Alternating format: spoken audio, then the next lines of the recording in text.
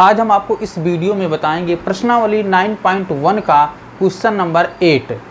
Question 8 है, एक pedestal के शिखर पर एक 1.6 मीटर ऊंची मूर्ति लगी है। भूमि के एक बिंदु से मूर्ति के शिखर का उन्नयन कोण 60 डिग्री है और उसी बिंदु से पेडेस्टल के शिखर का उन्नयन कोण 45 डिग्री है। पेडेस्टल की ऊंचाई ज्ञात कीजिए, ऐसा प्रश्न कह रहा है।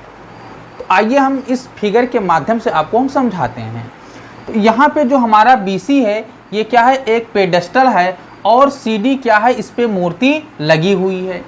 इस मूर्ति के शिखर का उन्नयन कोण कितना है, 60 डिग्री है और इस पेडेस्टल के शिखर का उन्नयन कोण कितना है, 45 डिग्री है। तो हमको ऐसे कंडीशन में पेडेस्टल की ऊंचाई ज्ञात करनी है। तो यहाँ पे हम मान लेते हैं कि जो हमारा BC है वो h मीटर है, यानी पेडेस्टल की ऊंचाई h मीटर है और हमने मान लिया कि AB बराबर x मीटर। उसके बाद में मूर्ति की ऊंचाई इन्होंने दे रखी है 1.6 मीटर। तो आइए हम लेते हैं समकोण त्रिभुज ABD में समकोण त्रिभुज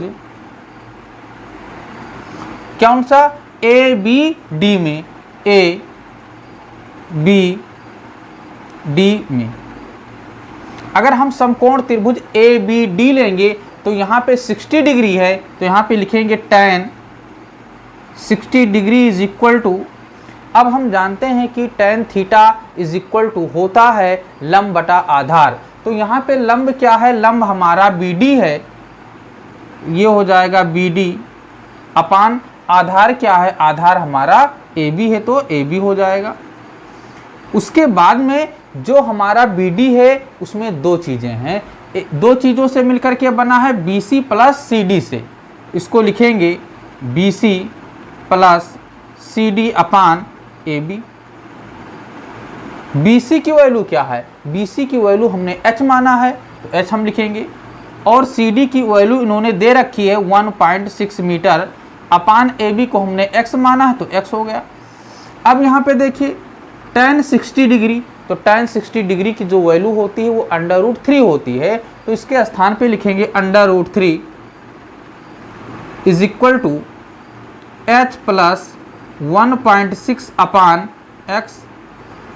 क्रॉस मल्टीप्लाई करेंगे तो x को इससे मल्टीप्लाई करेंगे √3 से, तो ये हो जाएगा √3x is equal to h plus 1.6 हो जाएगा। इसको हम मान लेंगे ये हमारा समीकरण फर्स्ट है।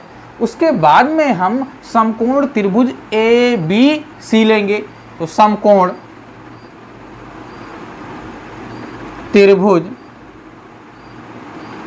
ABC में अगर हम समकोण त्रिभुज ABC ले रहे हैं तो यहाँ पे थीटा की जो वैल्यू है वो 45 डिग्री है, तो यहाँ पे लिखेंगे tan 45 degree is equal to, हम जानते हैं कि tan थीटा बराबर होता है लंब बटा आधार।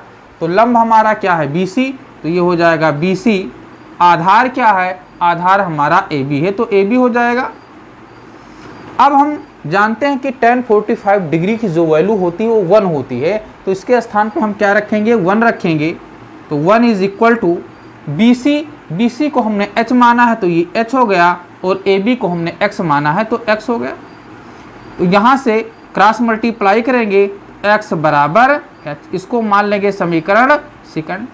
अब हम एक काम करेंगे कि समीकरण सेकंड से जो x का मान आया है उसको समीकरण फर्स्ट में हम रखेंगे।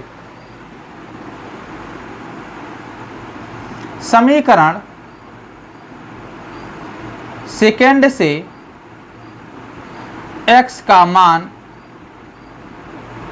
समीकरण फर्स्ट में रखने पर अब हम समीकरण फर्स्ट में x की वैल्यू पुट करेंगे, यानी जहां पे x है वहां पे हम h रखेंगे। अगर चलिए हम इसको रखते हैं तो ये हो जाएगा √3 इंटू h हो जाएगा इज इक्वल टू, यहाँ पे h है प्लस 1.6 हो गया। अब देखिए ये हो जाएगा √3h is equal to h plus 1.6। तो इस h को हम इधर लेके आएंगे, अगर इधर लाते हैं तो ये हो जाएगा √3h minus h is equal to 1.6 हो गया। अब यहाँ पे h कॉमन लेंगे, तो अगर h कॉमन लेंगे तो ये हो जाएगा √3 माइनस 1 इज इक्वल टू 1.6। तो यहाँ से h की वैल्यू अगर हम निकालें तो ये हो जाएगा 1.6 अपान √3 माइनस 1। अब हम एक काम करेंगे, नीचे से हम अंडर रूट को समाप्त करने के लिए हम मल्टीप्लाई करेंगे अंश और हर में √3 प्लस 1 अपान मल्टीप्लाई करेंगे √3 प्लस 1 से, यानी कि अंश और हर में हम √3 प्लस 1 से मल्टीप्लाई करेंगे। अब देखिए रिजल्ट क्या निकलेगा, तो h is equal to 1.6 into √3 plus 1। नीचे हमारा एक फार्मूला बन गया, एक ब्रैकेट में माइनस है और दूसरे में प्लस है, तो ये होता है a square minus b square. तो ये हो जाएगा √3 का स्क्वायर, इट मीन्स ये 3 हो जाएगा, 1 का स्क्वायर तो 1 ही रहेगा, is equal to 1.6 into √3 plus 1 upon 3 minus 1 it means 2। 2 से इसको कैंसिल करेंगे, 2 अक्यम 2 और 2 8 16 यानी 0.8 हो जाएगा।